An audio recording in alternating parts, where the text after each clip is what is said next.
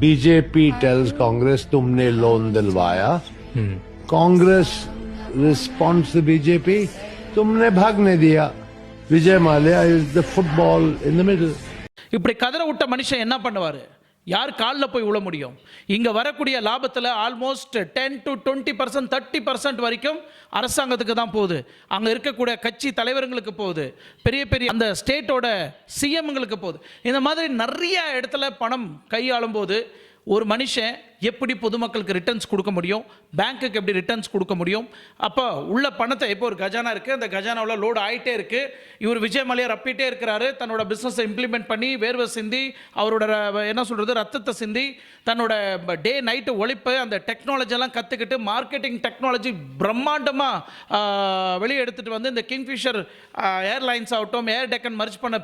இன்னொரு விஷயம் என்னென்னா, ஏர் டெக்கன் மர்ச் பண்ண பிறகு தான் இவருக்கு பிரச்சனையே வந்தது. நிறைய பேர் சொல்லியிருப்பாங்க, ஏர் டெக்கன் எப்போ நீங்கள் கிங்ஃபிஷர் கூட மர்ச் பண்ணிங்களோ உங்கள் லைஃப் காலி, உங்கள் லைஃப் போயிடுச்சு அப்படின்னு. அந்த அளவுக்கு ஆப்போசிஷன் இருக்கும்போது கூட இல்லை, என்னால் இந்த நிறுவனத்தை பெரிய லெவலில் எடுத்துகிட்டு வர முடியும்னு.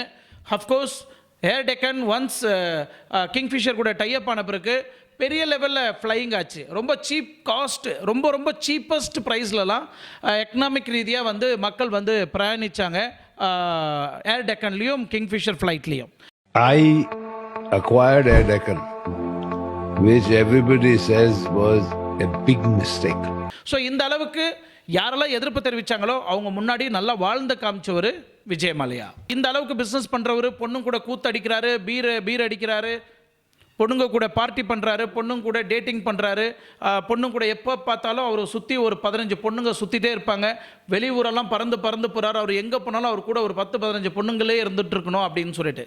அது வந்து business ethics, business modification, business technique, business technology, business growth, இல்லை இந்த மாதிரி நம்ம சொல்லிகிட்டே போகலாம். அந்த அளவுக்கு பிஸ்னஸை இம்ப்ரூவ் பண்ணக்கூடிய ஒரு டெக்னாலஜி ஐடியா தான் அந்த மெத்தடெல்லாம் அவர் ஃபாலோ பண்ணிட்டு இருந்தாரே தவிர தன்னோட வாழ்க்கையும் என்ஜாய் பண்ணார். அதை வந்து நான் யாரும் குறை சொல்லலை. அவர் உண்மையிலே ஏமாத்தினாரா ஏமாத்தலையான்றதை வந்து இன்றைக்கி நிறையா சோஷியல் மீடியா வந்து வெளிப்படுத்துகிறாங்க. ஆனால் அந்த காலத்தில் விஜய் மல்லையா நேர்மையான பர்சன். அவர் எந்த ஒரு பிரச்சனை இருந்தாலும் நாங்கள் நிற்கிறோம், சோஷியல் மீடியா நிற்கிறோம், டிவி சேனல் நிற்கிறேன்னு அவரை கூப்பிட்டு எந்த சேனலும் உட்கார வச்சு அவரோட கஷ்டத்தையும் அவரோட பிரச்சனையும் யாருமே கேட்கல. எல்லாரும் துரத்துறாங்க, நாமளும் சேர்ந்து துரத்தலான்னு எல்லாரும் எல்லா சேனலையும் துரத்த ஆரம்பித்தாங்க.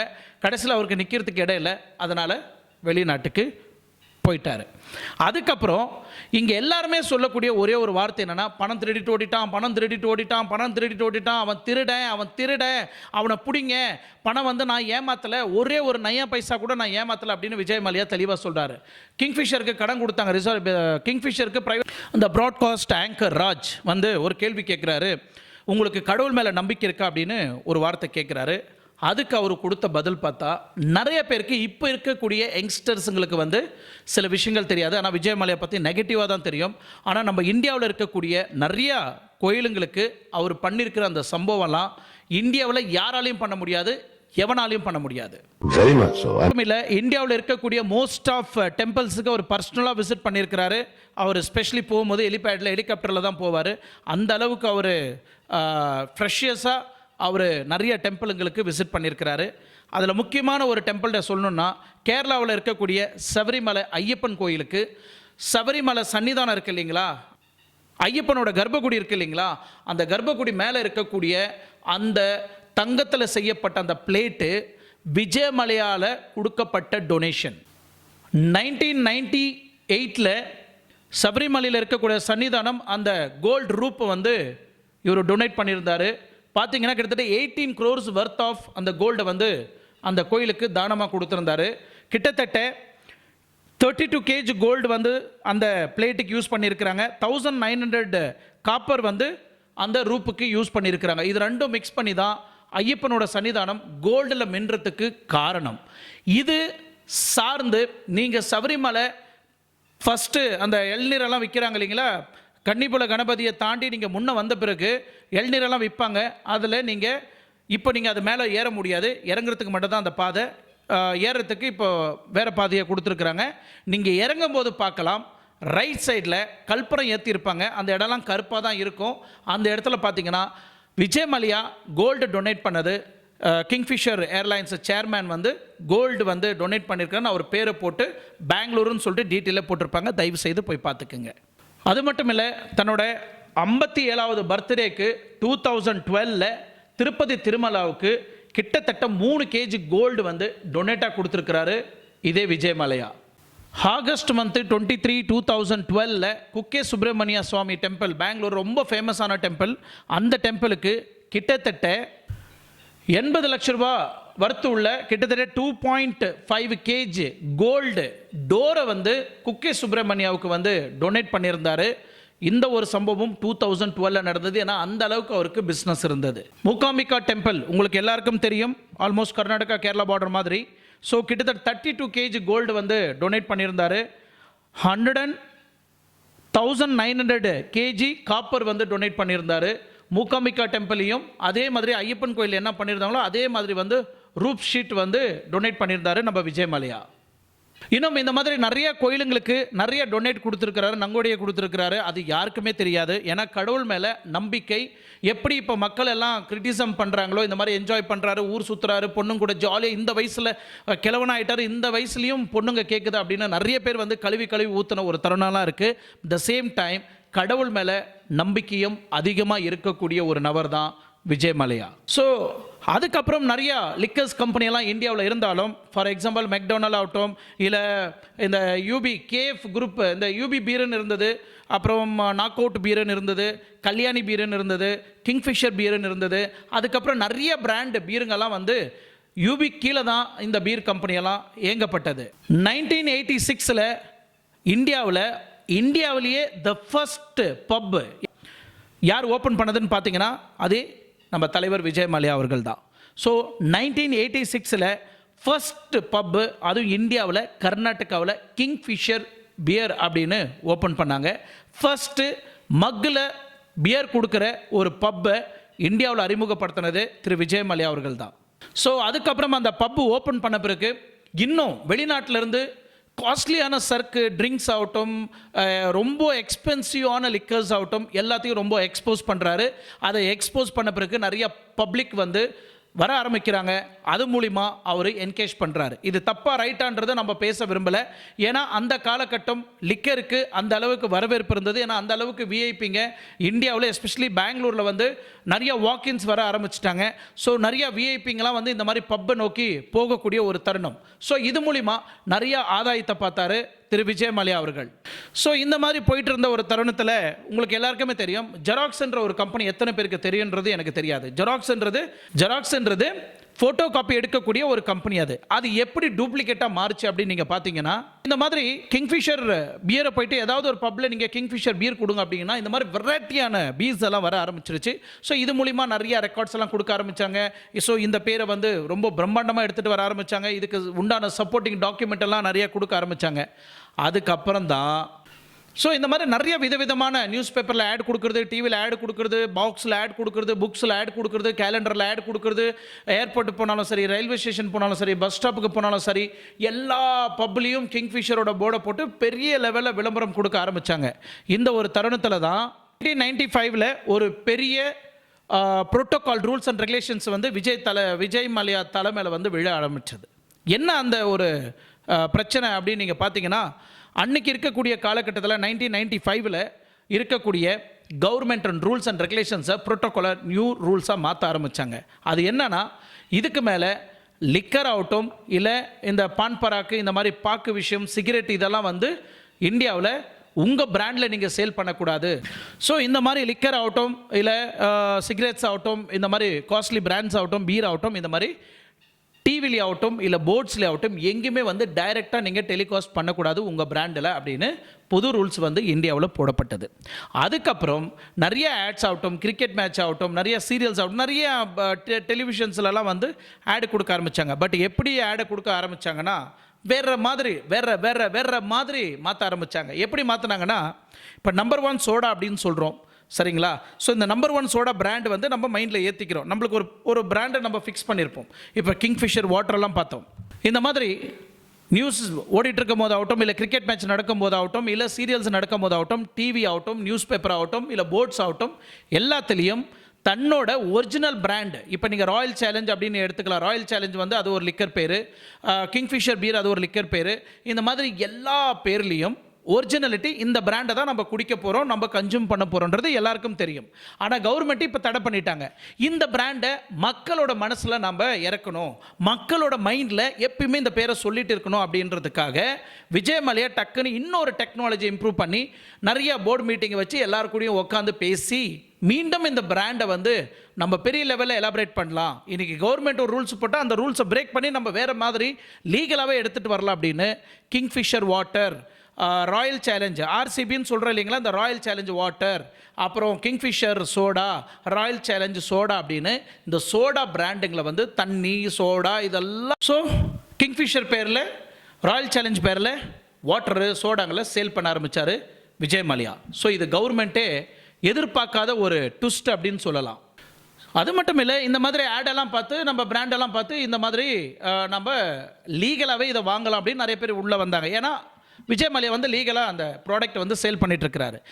இது நடுவில் சென்ட்ரலில் இந்த பீரை பற்றி நம்ம விளம்பரம் கொடுக்கக்கூடாது, இந்த பீருக்கு ஏதாவது நம்ம ஒரு ட்விஸ்ட் வைக்கலாம் அப்படின்னு இந்த பீர் அட்வர்டைஸ்மெண்ட்லாம் வரும்போது ஒரு கோரஸ் மாதிரி ஒரு சாங் வரும், லா லா லா லா லா ஓயே ஓ அப்படின்னு ஒரு ஆடு வந்திருக்கும். இந்த ஆடு நிறைய பேர் நீங்கள் மறந்துருக்க மாட்டீங்க.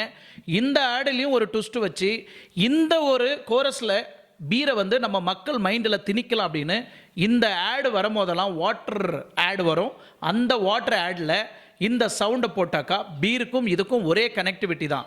தண்ணின்ற பேரில் இவர் பீரியே மனிதர்களோட மைண்டை அக்னாலேஜ் பண்ணி கரெக்டாக அவங்களுக்கு கேட்சிவ் ஆகிற மாதிரி இந்த உள்ளல்லா சாங்கை வந்து கிரியேட் பண்ணியிருப்பார். அது ஒரு என்ன சொல்கிறது, கிங்ஃபிஷருக்கு ஒரு நேஷ்னல் ஆந்தம் மாதிரி அந்த song.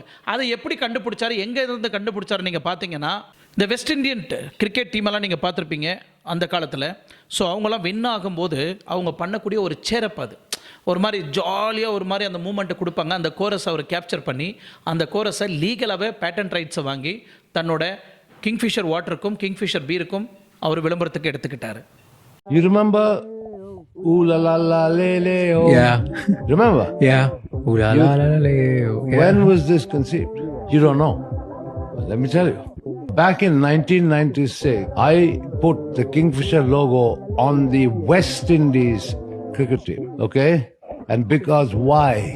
The personalities of the West Indian cricketers, fun, dancing, music, their entire swagger, that suited the Kingfisher brand. That was when the jingle was conceived, which lives on till today. Wow. In fact இந்த ப்ராட்காஸ்ட்டில் இன்டர்வியூவில் நீங்கள் ஒரு பாயிண்ட்டை மைனராக நீங்கள் கொஞ்சம் zoom பண்ணி பார்த்தீங்கன்னா அதில் ஒரு ஹைலைட்டான பாயிண்ட், இந்த சப்ஜெக்ட் பேசும்போது அந்த சப்ஜெக்டை பேசியிருப்பார். கிங்ஃபிஷர்னாவே நம்மளுக்கு எல்லாருக்குமே தெரியக்கூடிய ஒரு முகம் யாருன்னு அப்படின்னு நீங்கள் பார்த்தீங்கன்னா திரு விஜய் மல்லையா ஒரு ஃபேஸ் தான்.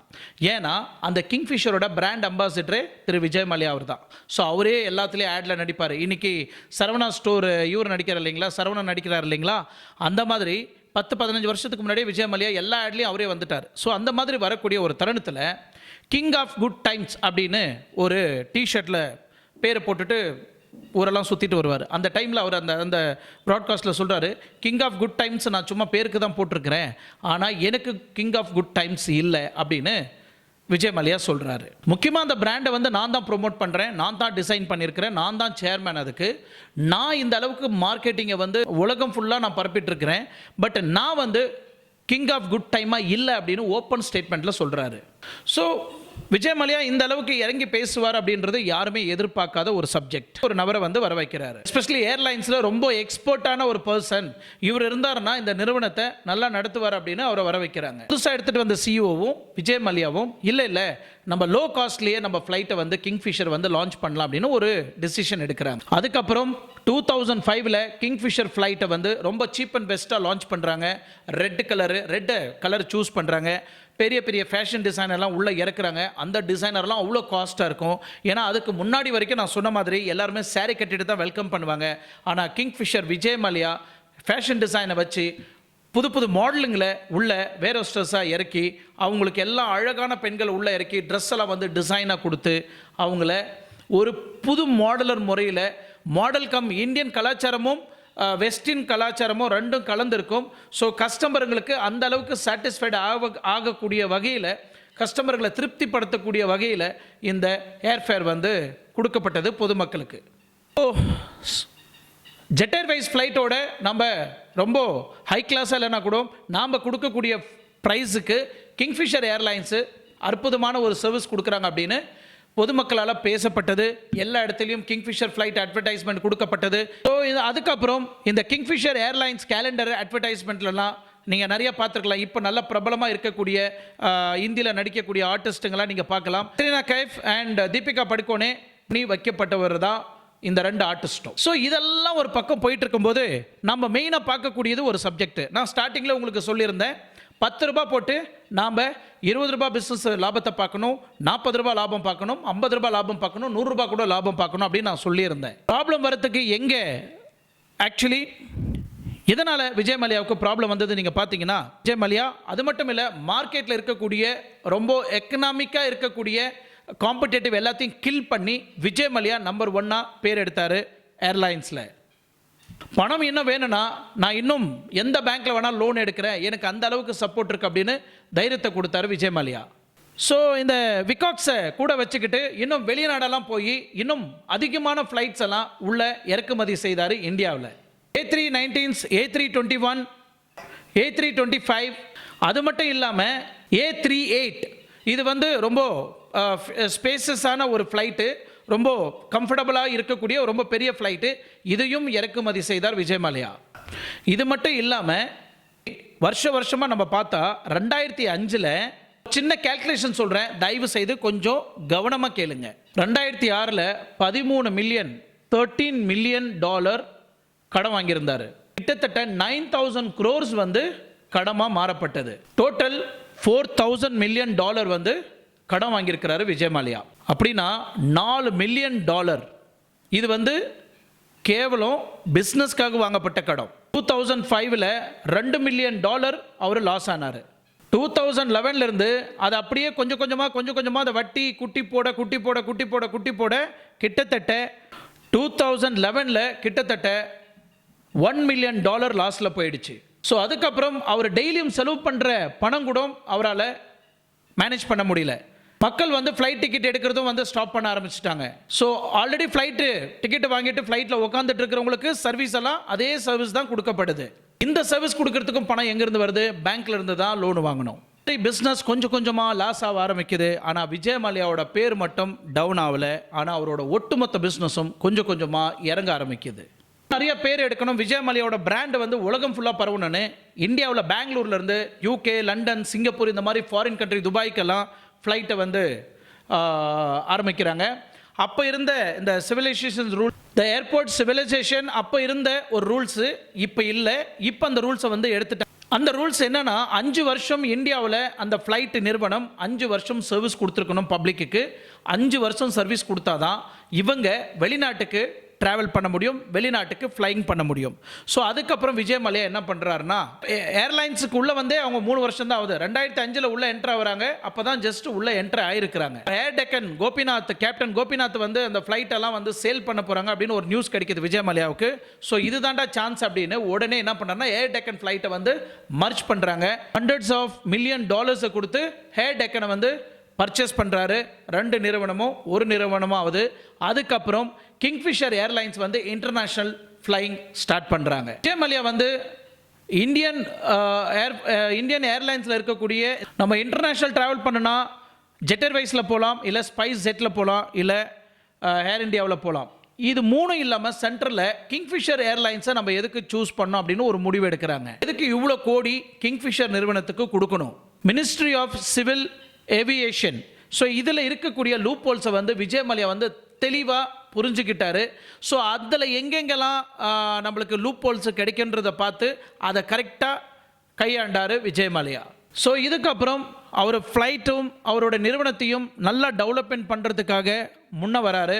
ஸோ இந்த பேங்க்கில் நிறைய பேர் வந்து எம்ப்ளாயிஸுங்களாக இருப்பாங்க, ரொம்ப மன உடைச்சல் இருக்கக்கூடியவங்க, ஃபைனான்ஷியல் இஷ்யூ இருக்கிறவங்க, ஃபைனான்ஸ் மேலே ஆசை இருக்கிறவங்க, பேங்க் மேனேஜராக இருக்கட்டும், யாராக இருந்தாலும் சரி, இது தவறாக எடுத்துக்க வேண்டாம், இது சொல்லப்பட்ட உண்மை. பட் இது வந்து உண்மையா பொய்யா அப்படின்றத விளக்கம் கொடுத்துருக்கிறாரு விஜய் மல்லையா. ஸோ இந்த பேங்க் மேனேஜர்களுக்கு எல்லாம் பணத்தை ஆசையை காமிச்சு ஃபர்ஸ்ட் லோன் எடுத்தது ஸ்டேட் பேங்க் ஆஃப் இந்தியாவில், அதுக்கப்புறம் ஐடிபிஐ பேங்க்லேயும் லோன் எடுத்து அங்கே இருக்கக்கூடிய மக்கள் ஆசையெல்லாம் தூண்டி அவங்களுக்கு போக வேண்டிய பணத்தெல்லாம் கொடுத்து இவர் எவ்வளோ வேணுமோ லோனு வாங்கி தன்னோட நிறுவனத்தை இன்னும் பெரிய லெவலில் இம்ப்ரூவ் பண்ணுறாரு. கிங்ஃபிஷருக்கு கொடுக்கப்பட்ட பணத்தை இவர் F1 ஃபோர்ஸுக்கு இந்த கார் ரேசிங்க்கு வந்து அந்த பணத்தை வந்து உள்ளே இறக்குறாரு. ஸோ அதுக்கப்புறம் கிங்ஃபிஷர் ஏர்லைன்ஸ் வந்து லாஸில் விழப்படுது. கிங்ஃபிஷரில் இருக்கக்கூடிய எம்ப்ளாயிஸு, அது இன்ஜினியர் ஆகட்டும், வேர்ஹவுஸ்டர்ஸ் ஆகட்டும், இல்லை அங்கே வேலை செய்யக்கூடிய ஹெல்ப்பர்ஸ் ஆகட்டும், இல்லை இன்ஜினியர்ஸ் ஆகட்டும், இல்லை எலக்ட்ரிக்கல் பர்சன் ஆகட்டும், இல்லை பைலட்டுங்களாகட்டும், இந்த மாதிரி எம்ப்ளாயிங்களுக்கு யாருக்குமே பேமெண்ட் கொடுக்க முடியாத ஒரு சூழ்நிலை விஜய் மல்லையா தள்ளப்படுறாரு. பெட்ரோல் ஆயில் நீங்கள் அவங்க கடத்தில் தான் வாங்கி மெயின்டைன் பண்ணிட்டு இருந்த மாதிரி இருந்தது. அவங்களும் ஸ்ட்ரைக் பண்ண ஆரம்பிச்சிட்டாங்க. நீங்கள் முழு பணத்தை கொடுத்தா தான் நாங்கள் பெட்ரோல் ஆயில் வந்து கொடுக்க முடியும், இல்லைனா கொடுக்க முடியாதுன்னு அவங்களும் ஸ்ட்ரைக் பண்ண ஆரம்பிச்சிட்டாங்க. பணத்தை வந்து கண்டிப்பாக நம்மளால் கொடுக்க முடியாது. பட் இருந்தாலும் தன்னோட பிராண்ட் நேமை காப்பாற்றுறதுக்காகவே அவர் ரொம்ப உழைச்சாரு, ரொம்ப வேர்வை சிந்தினார், நிறைய பேரை கை காலை பிடிச்சாரு. எப்படியாவது மறுபடியும் இந்த பிரச்சனையை நான் சார்ட் அவுட் பண்ணுறேன், எனக்கு நீங்கள் மீண்டும் ஹெல்ப் பண்ணுங்கள், சப்போர்ட் கொடுங்கன்னு இந்தியன் டிபார்ட்மெண்ட்டுக்கிட்ட நிறைய பேர் போய் பார்த்தாரு. இந்த வில்காக்ஸ்னு ஒருத்தரை வெளிநாட்டில் இருந்து கூப்பிட்டு வந்து இந்த மேனேஜ்மெண்ட் எல்லாம் ரன் பண்ணுறதுக்கு வச்சார் இல்லையா, உடனே அவரும் கை தூக்கிட்டாரு. இதுக்கு மேலே எனக்கும் இந்த கிங்ஃபிஷருக்கும் சம்மந்தம் இல்லை, நான் இந்த வேலையை ரிசைன் பண்ணுறேன்னு அந்த கம்பெனியோட CEO ஃபாரின்காரன் ஓடி போயிட்டான். பட் அங்கே வேலை சேர்ந்த எத்தனையோ பேர் வேரோஸ்டர்லேருந்து வேரோஸ்டர்ஸ்லேருந்து பைலட்லேருந்து இன்ஜினியர்லேருந்து எலக்ட்ரிஷியன்லேருந்து அங்கே ஏர்போர்ட்டில் அவங்க கிங்ஃபிஷர் ஏர்லைன்ஸில் வேலை செய்த அத்தனை க்ரூ மெம்பர்ஸும் ஸ்ட்ரைக் பண்ண ஆரம்பித்தாங்க, எங்களுக்கு பேமெண்ட் வரல அப்படின்னு. ஆனால் இந்த பேட்சில் ஃபாரின் கண்ட்ரியில் சேர்ந்த நிறைய ஃபாரின் வேரோஸ்டர்ஸ் ஆகட்டும், இல்லை பைலட்டுங்களுக்கு ஆகட்டும், அவங்களுக்கு எல்லாருக்கும் செட்டில்மெண்ட் பண்ணிட்டாரு விஜய் மல்லையா அப்படின்னு ஒரு டாக் வெளியே வருது. பாவம், மாதம் 1ஆம் தேதி பிறந்தா அந்த பேமெண்ட்டை வச்சு தான் தன்னோட குடும்பத்தை காப்பாற்றக்கூடிய ஒரு தருணத்தில் தான் இவரோட பர்த்டே செலிப்ரேஷன் ஆகட்டும், இவர் பண்ணக்கூடிய பார்ட்டிஸ் ஆகட்டும், இவர் இருக்கக்கூடிய அந்த கம்ஃபர்டபுளான லைஃப் ஆகட்டும், இதெல்லாம் பார்த்து இங்கே பேமெண்ட் கிடைக்காத, செட்டில்மெண்ட் பண்ணாத நிறைய பேர் அதெல்லாம் பார்க்குறாங்கல்ல. ஸோ டென்ஷன் ஜாஸ்தி ஆகுது, எங்களுக்கெல்லாம் பேமெண்ட் கொடுக்காம இந்த மனுஷன் மட்டும் இப்படி வாழ்கிறானே அப்படின்னு. பட் இங்கே தான் மெயின் ஒரு சப்ஜெக்ட். விஜய் மல்லையாவோட அசட்டை வந்து டோட்டலாக பிளாக் பண்ணிட்டாங்க. யார்? நம்ம இந்தியன் கவர்மெண்ட். ஸோ இப்போ யாருக்கெல்லாம் கடன் கொடுக்கணுமோ இந்த அசட்டை சேல் பண்ணி தான் மொத்த செட்டில்மெண்ட் பண்ணுறவங்களுக்கு எல்லாருக்குமே கொடுக்கணும். இதில் பேங்க்கில் மட்டும் கடன் வாங்கினா பேங்க்குக்கு மட்டும் நம்ம கொடுத்துட்டோம் அப்படின்னா இது எந்த விதத்தில் நியாயம் அப்படின்றது இங்கே ஒரு கேள்விக்குறி. இப்போது நம்ம ஃபைனான்ஸ் மினிஸ்டர் நிர்மலா சீதாராமன் வந்து ஒரு அறிக்கை வெளியிட்டிருந்தாங்க. கிட்டத்தட்ட 14,131 crores வந்து அவங்களோட விஜய் மல்லையோட அசட்டை வந்து நாங்கள் அக்குமுலேட் பண்ணிட்டோம், நாங்கள் வந்து சீஸ் பண்ணியிருக்கிறோம். ஸோ இதை வந்து ப்ரைவேட் பேங்க்குக்கு எங்கெல்லாம் லோன் வாங்கியிருந்தாங்களோ அவங்களுக்கு நாங்கள் இது பிரித்து கொடுத்துட்டோம் அப்படின்னு சொல்கிறாங்க. But at the same time இங்கே இந்தியாவில் வேலை செய்த எத்தனையோ எம்ப்ளாயிங்க இருக்கிறாங்க இல்லையா, ஏன் நிர்மலா சீதாராமோட மேடமோட கண்ணு அவங்க மேலே போகலை? இந்த அக்குமுலேட் பண்ண, இந்த சீஸ் பண்ண இந்த அசெட்லேருந்து அட்லீஸ்ட் அவங்களுக்கு கொடுக்க வேண்டிய செட்டில்மெண்ட் எல்லாம் கொடுத்து கிளியர் பண்ணியிருக்கலாமே. இதுதானே விஜய் மல்லையாவும் கேள்வி எழுப்பினார். விஜய் மல்லையா வந்து இப்போ நான் ஆக்சுவலி சொல்ல போனேன், இந்த ஃபுல் ஸ்டோரிஸ் ஹிஸ்ட்ரி இருக்கு இல்லைங்களா விஜய் மல்லையாவோடது, இது வந்து நடக்கப்பட்ட உண்மை, சொல்லப்பட்ட உண்மை, ஈவன் மறுக்கப்பட்ட உண்மையும் கூட. ஸோ இப்போது விஜய் மல்லையா எம்ப்ளாயி சேலரியை கொடுக்கறதுக்கு கூட கோர்ட்லேயும் ஃபைட் பண்ணியிருக்கிறாரு. ஏன்னா கோர்ட்டில் சில பேங்க்கில் இருந்த லிக்விட் கேஷ் எல்லாம் வந்து ஃபீஸ் பண்ணிட்டாங்க, ரிலீஸ் பண்ணலை. ஸோ அட்லீஸ்ட் இந்த எம்ப்ளாயி சேலரிங்களை நாங்கள் ரிலீஸ் பண்ணோம், அந்த பணத்தையாவது நீங்கள் ரிலீஸ் பண்ணுங்கள். ஸோ நான் எம்ப்ளாயி என்ன பெண்டிங் இருக்கோ அது எல்லாத்தையும் நான் கிளியர் பண்ணி செட்டில்மெண்ட் பண்ணிடுறேன் இந்தியாவில் அப்படின்னு விஜய் மல்லையா சார்பாக ரிக்வெஸ்ட் வைக்கப்பட்டது. அது கோர்ட்டும் நிராகரிக்கப்பட்டது. ஸோ பர்மிஷன் கொடுக்கல. அதுக்கப்புறம் தான் இவரால் மென்டல் டார்ச்சர் தாங்க முடியல. இவர் எவ்வளோலாம் பேரை காப்பாற்றணும்னு முயற்சி பண்ணாரோ எல்லா இடத்துலையும் கதவு இவருக்கு மூடப்பட்டது. அதுக்கப்புறம் தான் அப்போ இருந்த பிரைம் மினிஸ்டர்கிட்ட போயிட்டு உட்காந்து தன்னோட கஷ்டத்தை வெளிப்படுத்துகிறாரு. ஸோ இந்த மாதிரி பிரச்சனை இருக்குது, என்ன இந்த பிரச்சனையிலேருந்து கொஞ்சம் ரிலீவ் பண்ணுங்கள், இல்லைனா என்னோடய டோட்டல் பிஸ்னஸை நான் ஷட் டவுன் பண்ணோம் அப்படின்றாரு. அப்போ அந்த பிரைம் மினிஸ்டர் சொல்கிறாரு, என்னோடய பேங்க் சப்போர்ட்டு உங்களுக்கு கண்டிப்பாக கிடைக்கும், நீங்கள் எந்த ஒரு பிஸ்னஸையும் ஷட் டவுன் பண்ண தேவையில்லை, இன்னும் நான் பேங்க் சப்போர்ட்டு உங்களுக்கு கொடுக்க சொல்கிறேன் அப்படின்னு பிரைம் மினிஸ்டர் ஒரு கேரண்டியோடு அமுச்சு வைக்கிறாரு. பட் அதுக்கப்புறம் தான் இங்கே நடந்தது ட்விஸ்ட்டு. ஸோ நிறைய பேர் கேள்வி எழுப்புறாங்க, நீங்கள் லிக்விட் கேஷ் வச்சுருந்தீங்களா, ஆர்சிபியை நீங்கள் பர்ச்சேஸ் பண்ணதாகட்டும், இல்லை உங்கள் ஹாலிடேக்கு நீங்கள் ஸ்பெண்ட் பண்ண பணமாகட்டும், இல்லை உங்ககிட்ட அக்குமுலேட்டிவ் ஃபண்ட்ஸ் இருக்கும் இல்லையா, ஸோ கிட்டத்தட்ட 3000 கோடி பணம் உங்கள் கையில் இருந்தது அப்படின்னு ஒரு பக்கம் சொல்லப்படுது. இந்த 3000 கோடி சும்மா வரல, தன்னோட உழைப்பில் உழைச்சி விஜய் மல்லையா அவரோட பிஸ்னஸ் மூலிமா சம்பாதிக்கப்பட்ட பணம். பட் அவர் சொந்தமாக லோன் வாங்கி சொந்தமாக பணத்தை அவர் ஊதாரித்தனமாக செலவு பண்ணலை, இல்லை ஊதாரித்தனமாக ஸ்பெண்ட் பண்ணலை. பட் அவர் வாங்கின லோன் கிங்ஃபிஷர் ஏர்லைன்ஸ் மட்டும்தான். விஜய் மல்லையாவுக்கு பர்சனல் லோனாக கொடுக்கல. இது அதுக்கும் விஜய் மல்லையா கேரண்டியாக தான் இருந்திருக்கிறாரு. ஸோ நிறைய பேர் இந்த எம்ப்ளாயி சேலரிங்கெல்லாம் நீங்கள் விஜய் மல்லையோட பர்சனல் ஃபண்ட்ஸ்லேருந்து எடுத்து கொடுக்கணும் அப்படின்னு நிறைய பேர்கிட்ட டாக் இருக்குது. பட் இந்த டாக்குக்கு என்னோட கேள்வி என்னென்னா, அரசாங்கம் ஆல்ரெடி அக்குமுலேட் பண்ணி மொத்த அசட்டையும் இடி மூலிமா சீஸ் பண்ணாங்க. ஸோ அதிலிருந்து ஒரு ஃபண்டை ஏன் எம்ப்ளாயிங்களுக்கு சம்பளம் கொடுக்கக்கூடாதுன்றது தான் என்னோட கேள்வி. விஜய் மல்லையா விட்டுருங்க, அவர் இந்தியாவுக்குள்ளே வந்த பிறகு நெக்ஸ்ட் ஸ்டெப்பு. பட் இங்கே அவ்வளோ கன்சர்னாக இருக்கக்கூடியவங்க, இவங்களோட அசட்டு கவர்மெண்ட்டுக்கு வரக்கூடிய பணம், பேங்க்குக்கு வரக்கூடிய பணத்தை மட்டும் கன்சர்ன் பண்ணக்கூடிய அரசாங்கம் ஏன் எம்ப்ளாயி சேலரி கொடுக்கணும்னு கொஞ்சம் கூட முன்ன வரல. யாருக்கும் இது வரைக்கும் இன்னும் ₹1 ஒரு நையா பைசா எம்ப்ளாயிங்களுக்கு பேமெண்ட் கொடுக்கல. கவர்மெண்ட் சார்பாகவும் சரி, இல்லை விஜய் மல்லையா சார்பாகவும் சரி. எம்ப்ளாய்க்கு கொடுக்க வேண்டிய டோட்டல் சேலரி நீங்கள் பார்த்தீங்கன்னா, கிங்ஃபிஷர் ஏர்லைன்ஸில் ஒர்க் பண்ண எம்ப்ளாயீஸ்க்கு கிட்டத்தட்ட 300 கோடி சேலரி கொடுக்க வேண்டியது. இதுக்கு விஜய் மல்லையா பர்சனலாகவே by heartily he asked apologies to the employee. ஏன்னா அவரால் ஒன்றும் பண்ண முடியல அப்படின்னு ஆதங்கத்தோட பாவம் தன்னோட வருத்தத்தை தெரிவிச்சிருந்தார். அப்போ இருந்து இப்போ வரைக்கும், நான் சொல்கிறது 2016 இன்னைக்கு 2025 வரைக்கும் அந்த எம்ப்ளாயிங்களை நினச்சி அவர் பர்சனலாகவே அப்பாலஜிஸ் கேட்டுட்ருக்கிறாரு. தன்னோட மன்னிப்பை ஒவ்வொரு நாளும் தெரிவிச்சிட்ருக்கிறாரு. ஏன்னா இந்த விஷயத்தில் அவர் மேலே எந்த ஒரு தப்பும் இல்லை. என்னோட அசட்டை பிளாக் பண்ணிங்க, என்னோட பிஸ்னஸ் கிரைசிஸ் ஆகிடுச்சு, என்னோட பிஸ்னஸ் லாஸ் ஆகிடுச்சு, எனக்கு எக்கச்சக்கமான பிரச்சனை, okay fine, no problem. But என்னோட பேங்க் பேலன்ஸில் இருந்த பணத்தை நீங்கள் ரிலீஸ் பண்ண விட்டுருந்தாலும் என்னோட எம்ப்ளாயர் சேலரியை நாங்கள் கொடுத்துருப்போம் அப்படின்னு விஜய் மல்லையா தெரியப்படுத்துகிறாரு. இது 100% ஜென்யூனான கொஸ்டின்.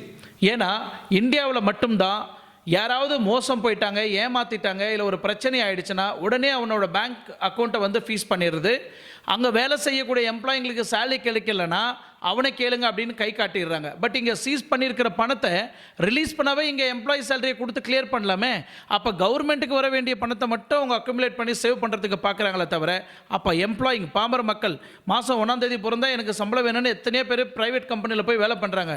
அவங்களோட நிலைமை, அந்த எம்டி வெளியே ஓடி போயிட்டார். அட்லீஸ்ட் அரசாங்கம் பொறுப்பேற்று அந்த பணத்தை ரிலீஸ் பண்ண வைக்க வேண்டியது அவங்களோட பொறுப்பு தானே. இன்றைக்கி எந்த ஒரு ப்ரைவேட் ஸ்ட்ரக்சர் கம்பெனி இந்தியாவுக்குள்ளே வந்தாலும் அண்டர் கவர்மெண்ட் ஆஃப் இந்தியா அப்படின்னு சொல்கிறாங்க.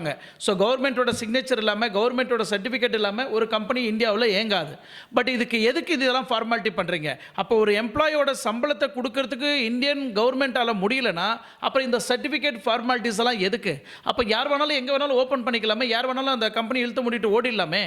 இதெல்லாம் ஓடக்கூடாதுன்றதுனால தானே நான் private limited and private limited company, public limited company and LLB company அப்படின்னு சொல்லிட்டு லான்ச் பண்ணுறீங்க, ரிஜிஸ்டர் பண்ணுறீங்க.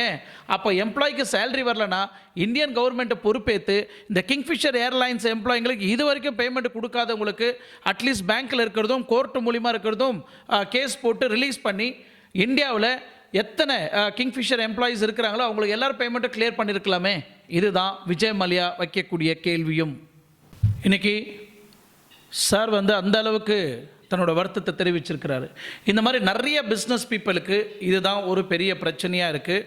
ஸோ இவங்க பிரச்சனையில் மாட்டி அவங்களோட பிஸ்னஸ் ஒட்டுமொத்த பிராண்டும் அவங்களுக்கு ஃபைனான்ஸ் கிரைசிஸ் ஆகிடுச்சுன்னா, இங்கே இந்தியாவில் நம்ம குத்துற முத்திரை என்னென்னா ஃப்ராடு.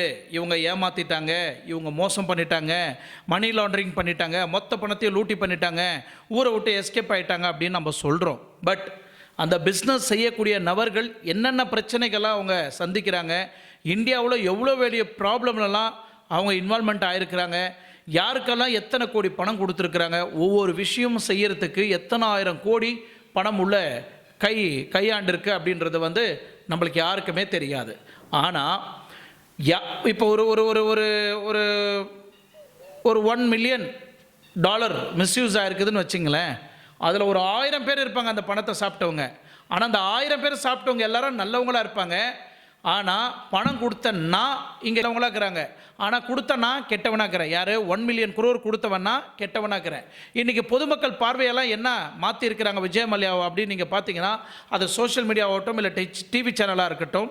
ஸோ இவர் ஏமாற்றிட்டாரு இந்த பிம்பத்தை ஏற்படுத்திட்ட உடனே சோஷியல் மீடியா ஃபுல்லாக கிரியேட் ஆகிடுச்சு, கூகுள் ஃபுல்லாக ரெக்கக்னைஸ் பண்ணிடுச்சு. விஜய் மல்லையா இப்போ டிவியில் என்ன சொல்கிறோம், இல்லை சோஷியல் மீடியாவில் என்ன சொல்கிறோம், இல்லை அரசாங்கம் என்ன சொல்லுதோ அதை தான் கூகுள் வந்து அப்டேட் பண்ணிக்கும். ஸோ அங்கே வந்து 1000 கோடி ஏமாற்றிட்டாராம், 10,000 கோடி ஏமாற்றிட்டாராம், இவ்வளோ கோடி ஏமாற்றிட்டாராம், இவ்வளோ மணி லாண்ட்ரிங் பண்ணிட்டாராம் அப்படின்னு நம்ம பப்ளிக் பேச பேச என்ன ஆகுதுன்னா, விஜய் மல்லையாவோட எவ்வளோ நல்ல பேர் இருந்ததோ அது எல்லாமே இன்னைக்கு ஒரு சோறுன்ற பேரில் வந்து சுருக்கி வச்சுட்டாங்க அப்படின்றது தான் விஜய் மல்லையாவோட வருத்தங்களும். இன்றைக்கி விஜய் மல்லையா மீண்டும் ஃபைனலாக ஒரு ஸ்டேட்மெண்ட் என்ன சொல்கிறாருன்னா, இந்தியாவுக்கு என்ன மறுபடியும் வர வச்சாங்கன்னா எல்லா ஸ்டேட்மெண்ட்டும் கிளியர் பண்ணி என்னோடய பிரச்சனை எல்லாத்தையும் கிளியர் பண்ணி சார்ட் அவுட் பண்ணிட்ட பிறகு மீண்டும் இந்தியாவில் நான் பிஸ்னஸ் தொடங்குறேன், இந்தியாவில் பெரிய லெவலில் என்னால் சாதனையை பண்ண முடியும் அப்படின்னு தன்னோட அன்பின் பரிமாற்றத்தையும் வெளிப்படுத்தியிருக்கிறாரு. இந்தியாவில் தான் நான் சாதிக்கணும் அப்படின்றது அந்த உணர்வுக்கு உண்மையிலே விஜய் மல்லையாவுக்கு மிக்க மிக்க நன்றி. இன்றைக்கி எந்த ஒரு சோஷியல் மீடியாவிலும் வெளிப்படுத்தாமல் இன்றைக்கி ஒரு ப்ரைவேட் சேனலில் வந்து பேட்டி கொடுத்துருக்கிறாருன்னா, ராஜ் சமானியோட யூடியூப் சேனலுக்கு ப்ராட்காஸ்டிங் இன்டர்வியூ கொடுத்துருக்கிறாரு. உண்மையிலே போட்டு 2 நாளில் 20 பில்லியன் வியூவர்ஸ் இன்றைக்கி தேதி வரைக்கும் அடிச்சிருக்கு. ஸோ அந்த அளவுக்கு விஜய் மல்லையாவோட ஸ்பீச் வந்து பொதுமக்கள் எதிர்பார்த்துட்டு இருக்கிறாங்க.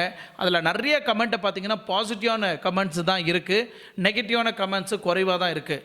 ஸோ இன்றைக்கி அந்த ப்ராட்காஸ்ட் இன்டர்வியூவில் கொடுக்கப்பட்ட சப்ஜெக்டை பற்றி தான் இன்றைக்கி தமிழில் ஃபுல் டீட்டெயிலாக நான் எலாபரேட் பண்ணியிருக்கிறேன். சரிங்களா? உண்மையிலே விஜய் மல்லையா சார்ந்து அவர் உண்மையிலே ஃப்ராடு பண்ணியிருக்கிறாரா, மணி லாண்ட்ரிங் பண்ணியிருக்கிறாரா, இந்தியன் கவர்மெண்ட்டை ஏமாற்றிருக்கிறாரா, இல்லை ஒட்டுமொத்த அசட்டையும் மறைச்சி வச்சிருக்கிறாரா, இன்னும் வெளிநாட்டிலலாம் பெரிய பெரிய அசட்டெல்லாம் இருக்குது, பெரிய பெரிய பங்களாலாம் இருக்குது, பெரிய பெரிய லேண்டெல்லாம் வாங்கி போட்டிருக்கிறாங்க அப்படின்னு சொல்லிட்டு ஒரு ரூமர்ஸ் வந்துட்டுருக்கு. பட் விஜய் மல்லையா கேட்டால் புல்ஷிட் அப்படின்னு சொல்லி வாயை மூடிட்டார். அந்த மாதிரிலாம் ஒன்றுமே கிடையாது, சும்மா எல்லோரும் ரூமர்ஸை கிளப்பி விட்றாங்க அப்படின்னு சொல்கிறார் விஜய் மல்லையா. எனிவே அவர் உண்மையிலே மணி லாண்ட்ரிங் பண்ணியிருக்கிறாரா, இல்லை வெளிநாட்டில் பங்களாலாம் வாங்கி போட்டிருக்கிறாரா, இல்லை இந்தியன் கவர்மெண்ட் அரசாங்கத்தை ஏமாற்றிட்டாரா, இல்லை எம்ப்ளாயிங்களுக்கு பர்பஸாகவே அவர் பணம் கொடுக்கக்கூடாது, அவங்க வயிற்றில் அடிக்கணும்னு விஜய் மல்லையா முடிவு பண்ணாரா அப்படின்றத என்னோட கமெண்ட்டில் தெரிவிங்க. என்னோட கேள்வி என்னென்னா, இன்றைக்கி தமிழ்நாட்டில் இருக்கக்கூடிய, கேரளாவில் இருக்கக்கூடிய, கர்நாடகாவில் இருக்கக்கூடிய டெம்பிள், அதர் நார்த்தில் இருக்கக்கூடிய மற்ற டெம்பிளுங்களுக்கெல்லாம் இந்த அளவுக்கு கோல்டை வந்து குரோர்ஸ் கணக்கில் வாரி வாரி கொடுத்த ஒரு நல்ல மனுஷன் ஏழை மக்களை வயிற்றுலையா அடிக்க போகிறாரு அப்படின்றது தான் என்னோட ஒரு கேள்விக்குறி. ஏன்னா இஸ் அ பக்கா ப்ராக்டிக்கல் பிஸ்னஸ் காய். ஸோ ஏழை மக்களோட வயிற்றில் அடித்து அவர் மேலே வரணும் அப்படின்றத வந்து என்னால் சொல்ல முடியல. பட் எனிவே பொதுமக்களோட கமெண்ட்ஸு என்னன்றதை நீங்கள் தெரிவிக்கலாம். மீண்டும் அடுத்த வீடியோவில் சந்திக்கும் வரை உங்களிடமிருந்து விடைபெறுவது உங்கள் ஆர்கே. நன்றி, வணக்கம்.